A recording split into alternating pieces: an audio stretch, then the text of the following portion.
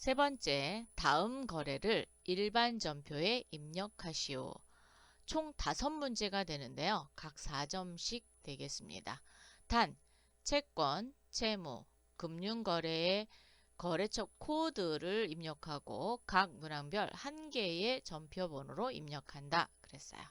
자, 첫 번째, 7월 3일 장기 투자 목적. 밑줄 그셔야죠.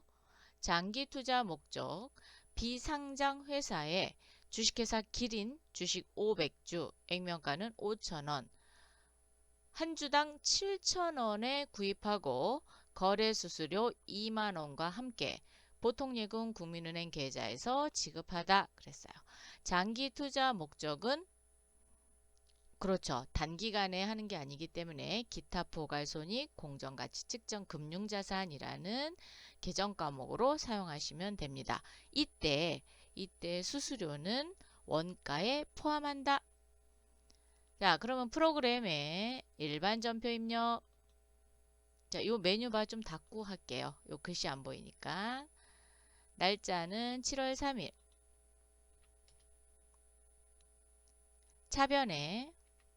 차변은 3번 치시면 됩니다. 기타라고 두 글자만 쳐서 계정 과목 찾아낼게요.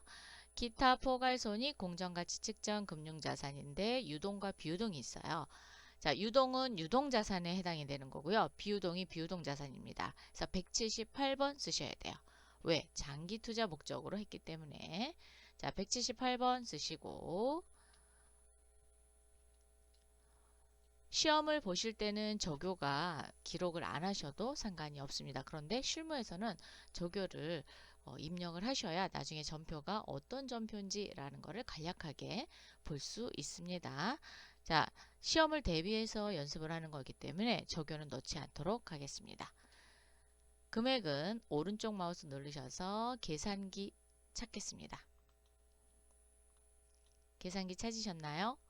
네, 500주입니다. 500주 곱하기는 D 7,000원씩 구입했어요. 자, 7,000원.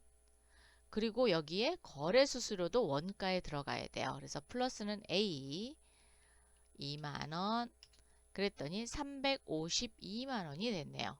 적용 누르시면은 이렇게 352만원 들어갑니다. 엔터 하시고 대변은 4번입니다.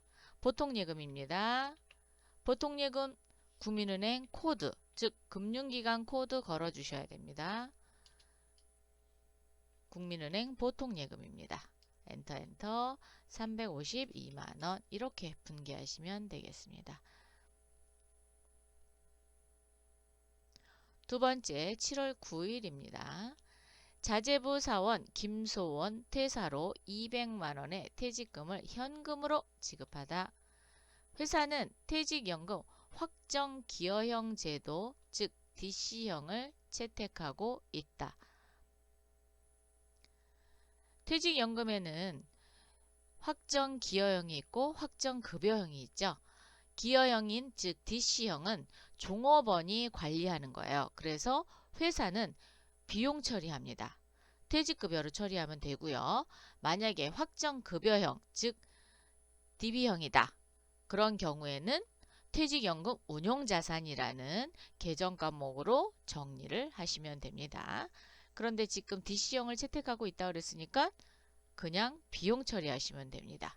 그래서 7월 9일 날 현금으로 지급했으니까 출금 이렇게 하셔도 되고요. 아니면 차변, 대변 이렇게 하셔도 됩니다. 저는 여기 출금 사용할게요. 출금. 그리고 퇴직이라고 두 글자만 치겠습니다.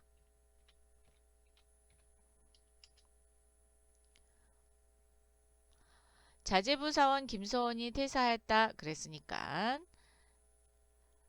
전산회계 운용사 2급의 재무회계 파트는 원가랑 관련이 없습니다. 그래서 800번대 퇴직급여로 가겠습니다.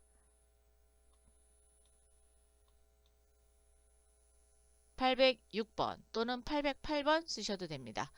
자, 806번 쓰겠습니다. 200만원. 그러면 대변에 현금이 200만원. 자, 스크롤 올려보시면 차변의 퇴직급여 200만원, 현금 200만원 이렇게 기록하시면 돼요. 여기에서의 포인트는 그렇죠. 확정 기여형 제도인 DC형을 썼기 때문에 바로 비용 처리했다라는 겁니다. 세 번째 문제 가겠습니다.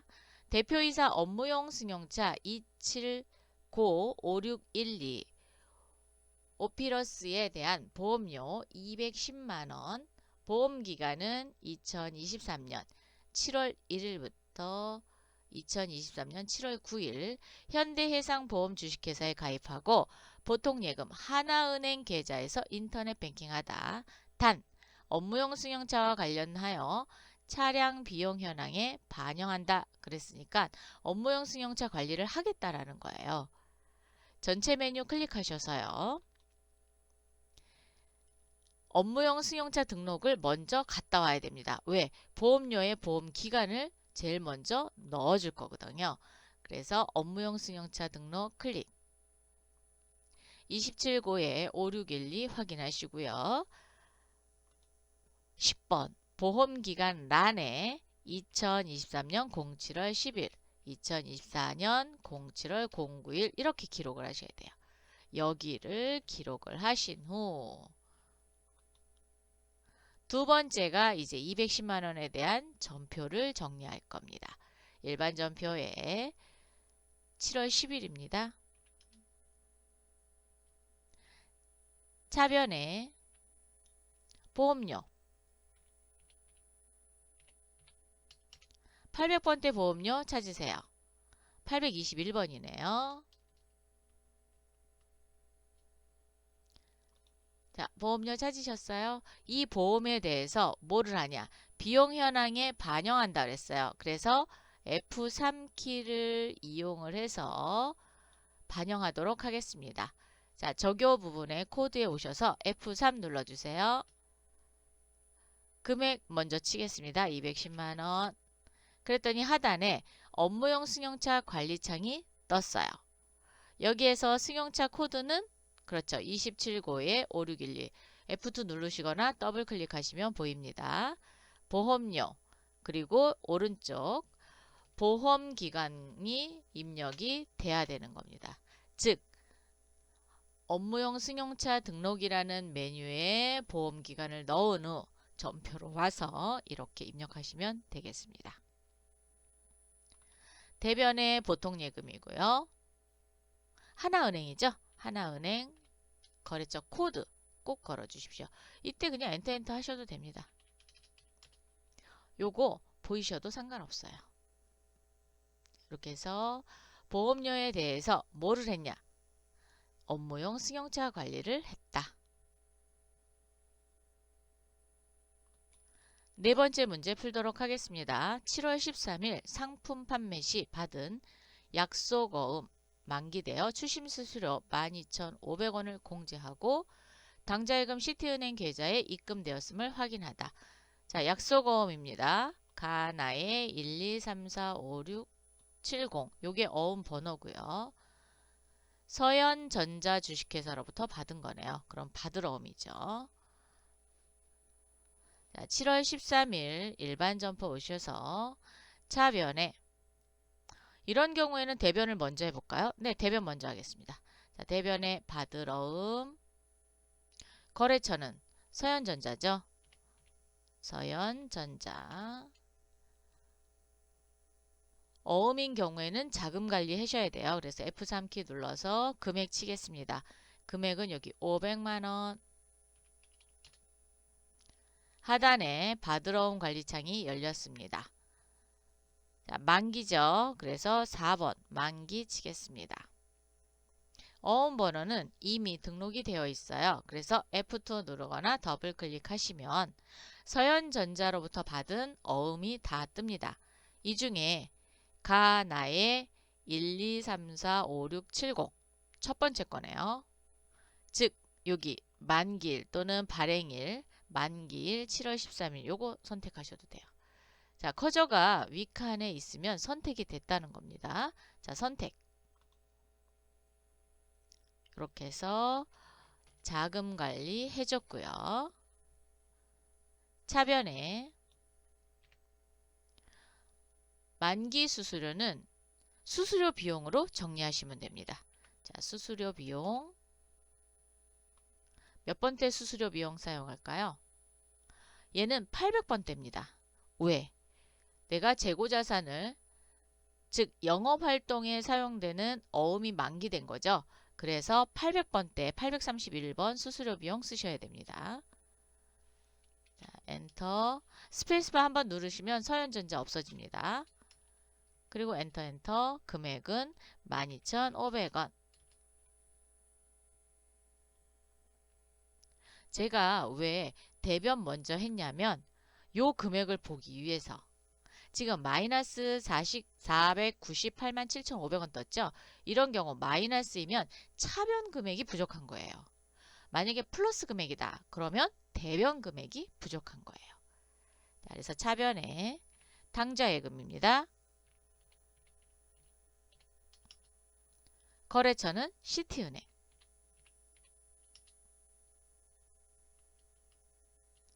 498만 7,500원. 그러면 대차 차익이 뜨지 않습니다. 이렇게 계산하셔도 되고요. 아니면 내가 알고 있는 계산기를 눌러서 자, 500만원에서 빼기 12,500원 이렇게 해서 적용하셔도 됩니다. 자, 그래서 차변에 수수료 비용 12,500원, 당좌예금 498만 7,500원, 대변에 받으러옴. 받으러옴은 반드시 그렇죠. 하단에 자금 관리가 되어 있어야 되고요. 수수료 비용은 800번대를 쓴다라는 게 이번 문제의 포인트가 되겠습니다. 다섯 번째, 7월 24일입니다. 주식회사 남부전자의 상품 소형냉장고 500만원을 판매하기로 계약하고 계약금 현금으로 받아 당좌예금 시티은행 계좌에 예입하다. 자, 남부전자로부터 500만원을 받았어요. 그런데 뭘로 받았어요? 현금으로 받았습니다. 현금으로 받아서 바로 당좌예금 시티은행 계좌에 예입을 했다. 그랬으니까 얘는 당좌예금이 늘어나야 됩니다. 그리고 판매하기로 하고 계약금을 받았다 그랬으니까 미리 받은 계약금 선수금입니다. 7월 24일 전표로 오셔서 차변에 선수금, 아니죠. 차변에 당좌예금이죠. 선수금 부채입니다. 언제든지 되돌려줘야 돼요. 자, 당좌예금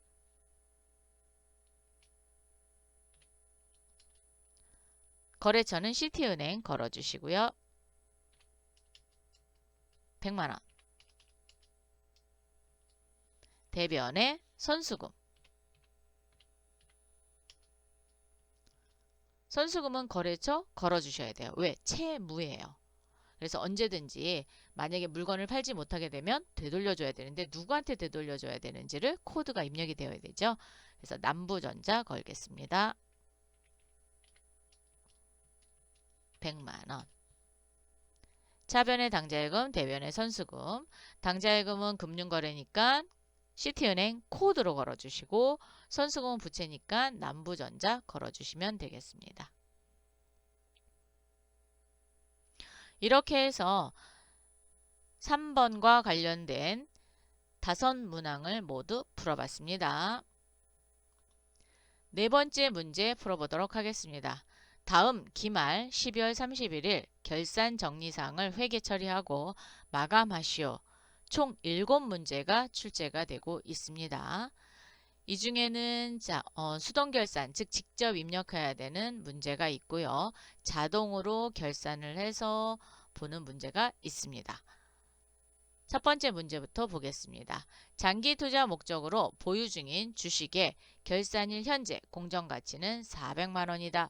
자, 장기 투자 목적이니까 뭘로 갖고 있겠어요? 그렇죠. 기타 포괄손익 공정가치 측정 금융자산 비유동으로 갖고 있을 거예요.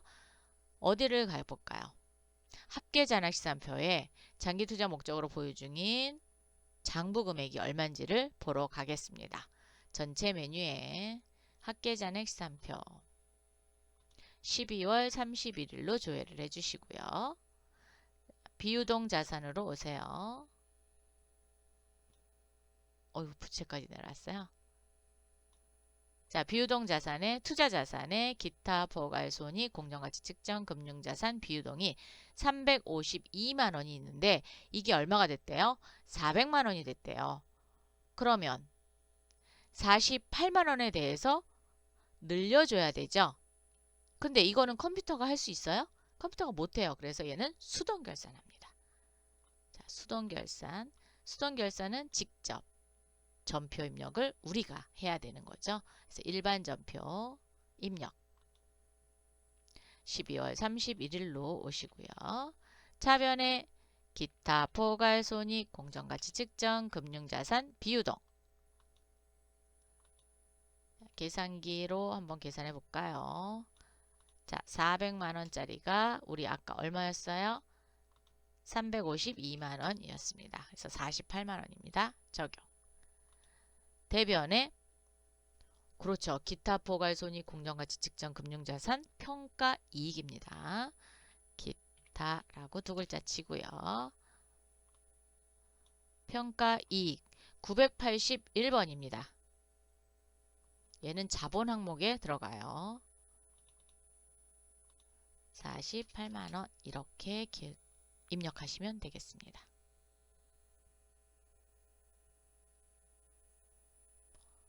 두 번째, 기말 현재 소모품 사용액은 35만 원이다. 사용액이 35만 원이에요. 그럼 우리 회사가 소모품을 자산 처리했는지 비용 처리했는지를 알아봐야 되겠죠.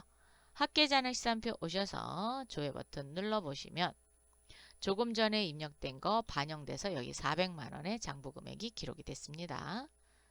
자, 재고자산 밑에 소모품이 없다. 그러면 비용 처리한 거예요. 밑으로 내리셔서 판관비 쪽으로 가겠습니다. 자, 판매관리비에 소모품비로, 즉 비용 처리했으니까 소모품비죠. 50만 원이 있네요. 아이고. 네, 50만 원에서 35만 원 썼대요. 계산기 눌러서 35만 원 썼으니까 15만 원만큼 미사용이죠. 이 미사용된 것만큼 자산 처리하시면 되겠습니다. 이것도 컴퓨터가 하지 못해요. 그래서 우리가 합니다. 그래서 수동결산이죠. 자, 계산기 이렇게 열은 상태에서 일반 전표 오세요. 일반 전표 오셨어요? 그럼 얘가 이렇게 따라와요. 자, 차변에 소모품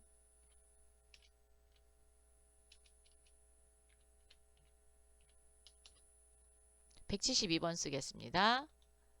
15만 원. 대변에 소모품비 800번대 쓰세요. 15만 원. 계산기 다 썼죠? 종료해 주세요. 그러면 차변에 소모품 15만 원, 대변에 소모품비 15만 원 이렇게 직접 입력하는 수동 결산을 했습니다. 세 번째는 업무용 토지. 업무용 토지니까 유형자산이죠. 3천만 원으로 재평가하다. 자, 합계잔액시산표 보겠습니다. 도대체 우리 회사의 업무용 토지는 얼마가 되어 있는지 장부 금액을 좀 볼까요? 조회 버튼을 다시 한번 누르시면은 여기 소모품 자산 처리된 거 보이시나요? 이렇게 바로바로 확인하셔도 됩니다. 자, 비유동 자산 중 유형 자산이 토지가 2천만 원짜리가 3천만 원으로 평가가 됐습니다. 그러면 1천만 원 이익 받죠? 이거에 대해서 이제 기록을 할 겁니다. 얘도 컴퓨터가 못하니까 수동 결산해야겠죠? 그래서 전표 입력 갑니다. 일반 전표 입력에 차변에 토지 늘려주세요. 3천에서 2천만 원 뺐으니까 1천만 원만큼 늘려주십시오. 그리고 얘는 재평가 했습니다. 그래서 재평가 이익이에요. 재평이라고 두 글자 치면은 재평가 잉여금이 생깁니다. 얘도 자본 항목입니다. 그래서 1천만 원 이렇게 어이구 이렇게 하시면 안 돼요. 네, 반드시 대차 차익 나지 빨간색 뜨지 않도록 조심하십시오. 그래서 차변의 토지, 대변의 재평가, 잉여금. 나중에 처분할 때 얘 반제 처리하셔야 돼요. 네 번째, 차입금에 대한 이자 미지급분 50만 원을 계상하다. 즉, 올해 이자를 지급했어야 되는데 아직 지급하지 않은 이자가 50만 원이 있답니다. 그러면 결산일 현재 이자 비용으로 잡아야 되는데 얘는 지급했어요? 안 했어요? 안 했으니까 미지급 비용으로 계상하시면 되겠습니다. 자, 차변의 이자 비용.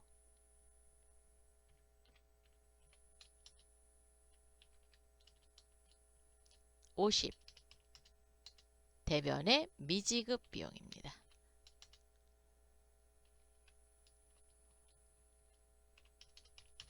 혹시 미지급금으로 쓰면 안 되느냐?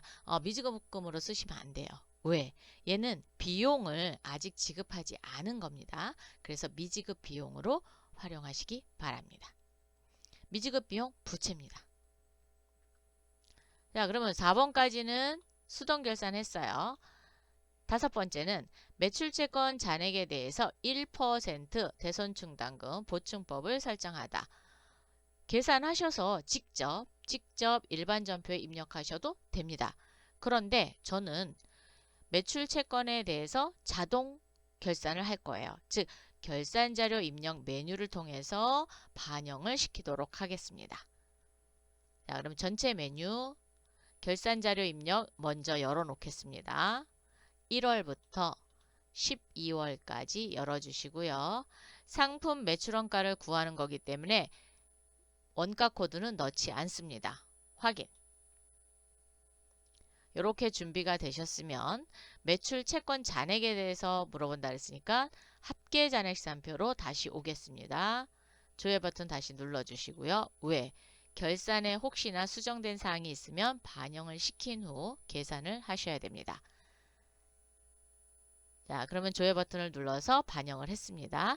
여기에 매출 채권은 뭐와 뭐를 얘기하는 거죠? 외상 매출금과 받으러움을 이야기합니다. 그래서 외상 매출금 잔액 1%입니다. 오른쪽 마우스 눌러서 계산기 되셨나요? 여기에 곱하기 1%니까 0.01 엔터. 그리고 대손충당금이 있으면 잔액 반드시 빼주셔야 돼요. 왜? 보충법이거든요. 보충법이라는 것은 채권 잔액 곱하기 설정률 그리고 대손충당금 잔액이 있으면 그것만큼 빼고 설정을 하는 걸 보충법이라고 합니다. 그래서 빼기 S가 50만 원입니다. 그러면 56만 5,100원에 대해서 설정을 하면 됩니다. 계산기를 이렇게 빼놓으시고요. 결산자료 입력 오시고요. 너무 밑으로 확 내리지 마세요. 살짝 내리시면은 영업이익 위에 대손상각이 있습니다. 외상매출금 클릭을 하시면 입력할 수 있는 창에 커저가 딱 갑니다. 56만 5,100원. 얘는 반영이라는 키가 없어요. 그래서 직접 치셔야 됩니다. 56만 5,100원. 되셨죠? 계산기 종료하시고요. 합계잔액산표 한 번 더 가겠습니다. 왜? 받으러옴도 있으니까. 받으러옴은 4천만 원입니다. 대손충당금 있어요? 없어요? 없죠. 그럼 뺄 게 없습니다. 그럼 얘를 컨트롤 C 하셔서 결산자료 입력에 오셔서 컨트롤 V 하신 후 0.01이니까 동그라미, 즉 자릿수 2개만 줄여주시면 돼요. 즉 40만 원이 1%가 되겠습니다. 아니면 아까처럼 계산해 보셔도 됩니다. 자, 대손충당금 이제 설정했죠. 자동 결산했고요. 다음 거 보겠습니다. 모든 비유동 자산에 대해서 감가상각을 계상하다. 자, 모든 비유동 자산에 대해서 감가상각을 계산하려면 그렇죠. 뭐 봐야 돼요? 고정자산 등록 봐야죠. 고정자산 등록을 봐서 일일이 다 확인을 해야 돼요. 그런데 그렇게 많은 거를 언제 다 확인해요? 얘도 자동 결산할 건데 반영해서 하도록 할 거예요. 어떻게? 전체 메뉴 클릭. 원가 경비별 감가상각 명세서가 있습니다. 클릭. 유형자산 총괄 먼저 하고요. 무형자산 볼 거예요. 유형자산 총괄 조회 버튼을 누르시면 이렇게 800번대 건물, 차량, 운반구, 비품 이렇게 돼 있거든요. 이 중에 우리가 사용하려고 하는 거는 여기입니다. 단기상각비에 대한 내용을 쓸 거예요. 이 단기상각비의 내용을 쓰는데 자, 건물 1,545만 원이죠. 컨트롤 C. 결산자료 입력에 오셔서 대손상각 바로 위에 있는 데다 쓰셔야 돼요. 건물 컨트롤 V. 그러면 1,545만 원 들어왔습니다. 이번에 원가 경비별 감가상각 명세서 다시 열어서 차량 운반구 440 컨트롤 C. 결산자료 입력 차량 운반구란에 컨트롤 V. 비품이 있었죠? 또 갑니다. 원가 경비별 감가상각 명세서 클릭. 비품은 오른쪽 마우스 눌러서 계산기. 왜? 두 개 더해줘야 되잖아요. 여기도 비품, 여기도 비품이죠? 더하겠습니다. 더하기.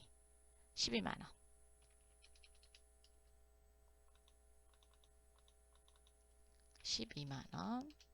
네. 그러면 457만 6,782원입니다. 얘는 복사할 데가 없어요. 그래서 결산자료 입력 오셔서 비품 란에다가 입력하세요. 입력하실 때 숫자 잘못 치지 마세요. 이거 조심하셔야 됩니다. 457만 6,782원. 엔터. 계산기 닫겠습니다. 원가 경비별 감가상각 명세서 오셔서요. 이번에 무형자산이 있는지를 꼭 확인하셔야 됩니다. 왜? 모든 비유동자산이었거든요. 그래서 무형자산 총괄 조회 버튼 했더니 우리 회사에는 무형자산이 없습니다. 그럼 안 해도 되죠? 자, 7번. 기말 상품 재고액을 입력하고 결산 처리하다. 단 재고평가는 선의선출법으로 한다 그랬어요.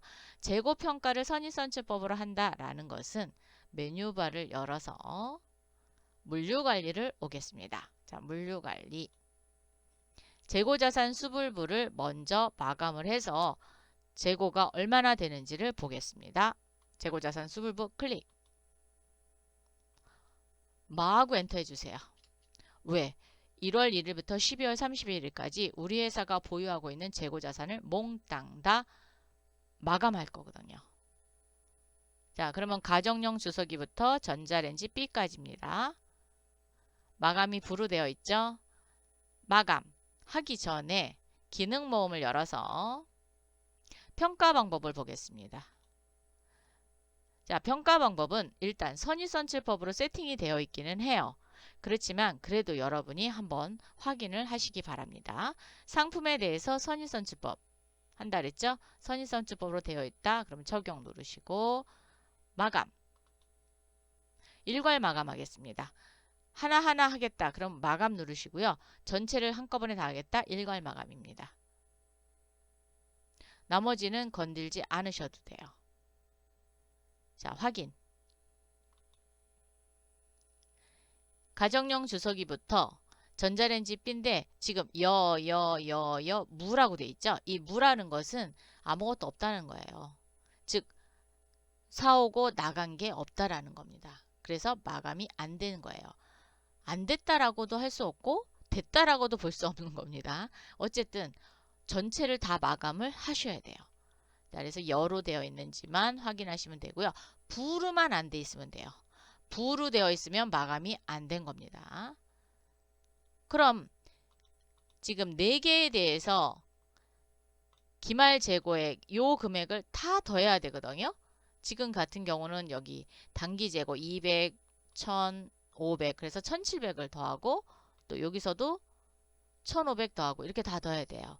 이거를 일일이 더하는 게 아니라 전체 메뉴, 요 물류관리의 전체 메뉴입니다. 재고자산 명세서가 있어요. 클릭해 주세요.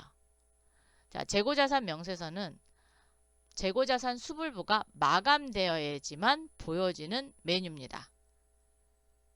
우리 언제 마감했어요? 12월로 마감을 했죠. 그래서 12월로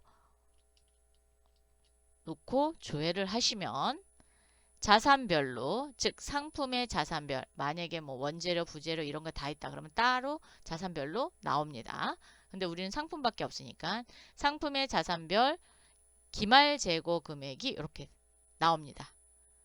자, 그러면 1억 685만 원을 컨트롤 C 하세요. 컨트롤 C. 결산자료 입력에 오셔서 맨 위에 보시면 상품 매출원가에 기말상품 재고액란 있습니다. 컨트롤 V.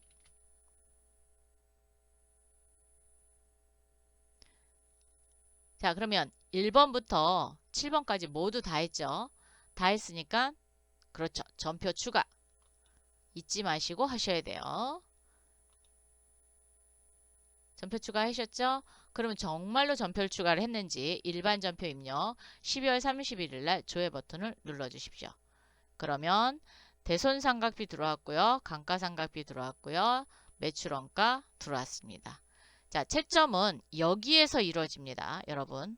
요게 안 들어오고 결산자료 입력에만 입력하고 땡쳤다. 그러면 하나, 둘, 세 문제, 즉 12점이 몽땅 다 날라갑니다. 그래서 여러분이 결산자료 입력을 입력하고 전표 추가한 후 일반 전표에 오셔서 꼭 확인하시기 바랍니다. 이 부분을 꼭 확인해 주세요. 이렇게 다 하고 나서 마감하라 그랬죠? 그래서 전체 메뉴 클릭해서 회계 모듈로 오신 후 자, 손익계산서 먼저 가겠습니다. 우리 제조원가 명세서 없어요. 손익계산서 12월 들어갔다 나오시기만 하면 돼요. 자, 전체 메뉴 이번에는 이익잉여금 처분계산서 뭐 불러와도 되고요. 안 불러오셔도 상관없습니다. 네, 불러올게요. 네. 그러면 요 당기순이익이 손익계산서에 당기순이익이 반영이 됩니다. 2억 7,210만 5,618원 2억 7,210만 5,618원 반영이 됐죠. 여기에서 전표 추가를 하셔야 재무상태표를 조회했을 때 에러가 뜨지 않습니다. 전표 추가 예. 그러면 일반 전표에 가서 확인을 해버리면 이렇게 잉여금 대체분계가 일어난 게 보입니다. 그리고 나서 전체 메뉴에 재무상태표를 클릭을 하면 에러 메시지가 뜨지 않습니다. 그래서 마감 처리가 됐어요.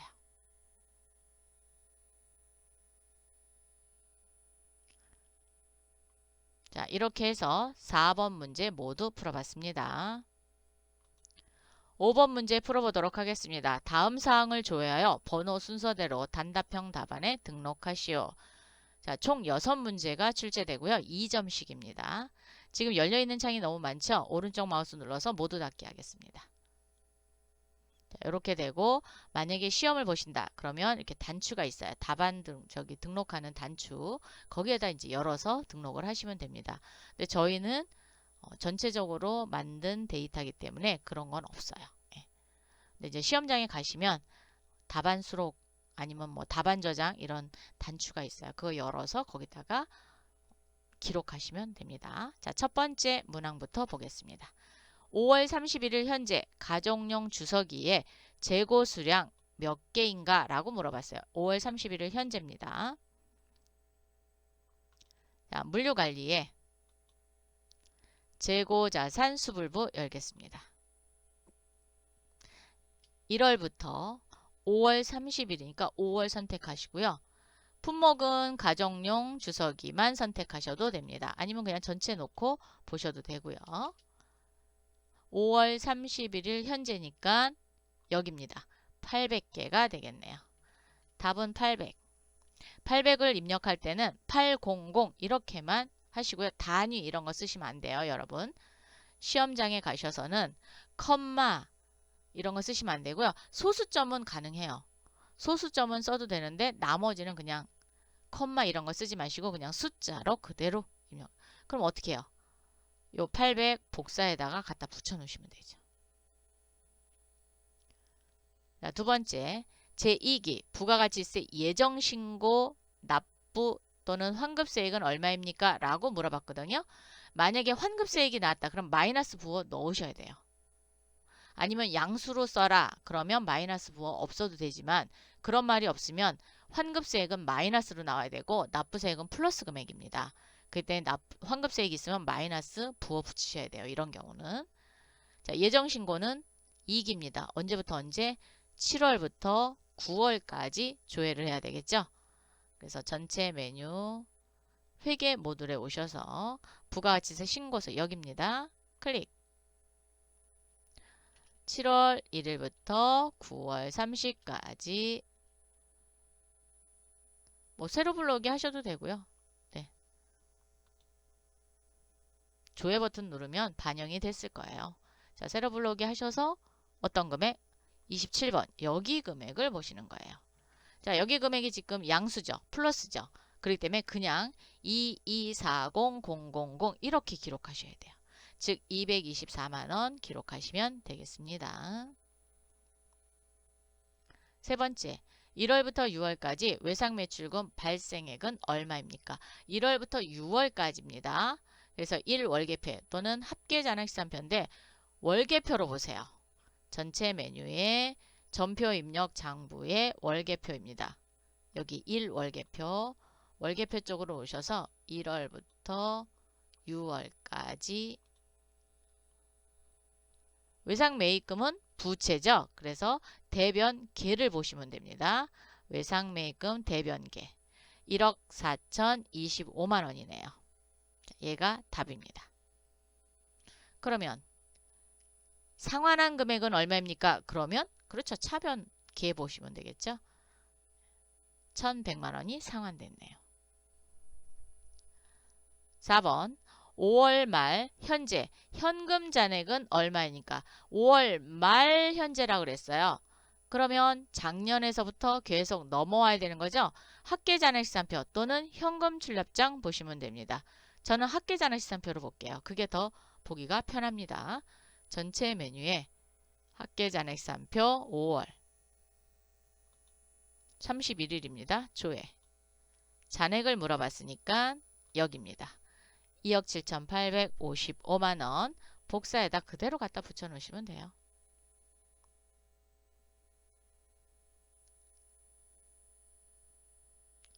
자, 5번 1월 1일부터 12월 31일까지 한국채택국제회계 기준 KIFRS에 의한 포괄손익계산서 표시되는 기타 포괄손익은 얼마인가 라고 물어봤어요. 이때 여러분이 조회하실 때 그냥 손익계산서 열지 마시고요. KIFRS 포괄손익계산서 여세요. 어디 있냐? 전체 메뉴 여기 있습니다. KIFRS 재무제표 중 포괄손익계산서 클릭. 12월로 조회를 하시면 1년치가 다 기록이 된 겁니다. 쭉 스크롤바 내리셔서 하단에 기타 포괄손익 금액은 얼마입니까? 그랬으니까 48만 원이네요.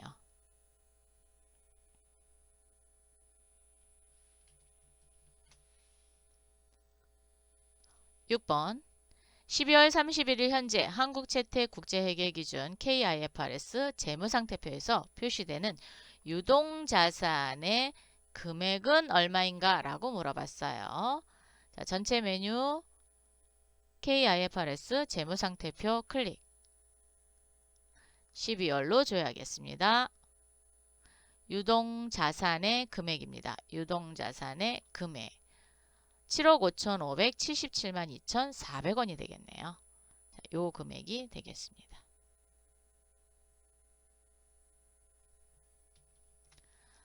이렇게 해서 1번부터 5번 문제까지 모두 풀어봤습니다.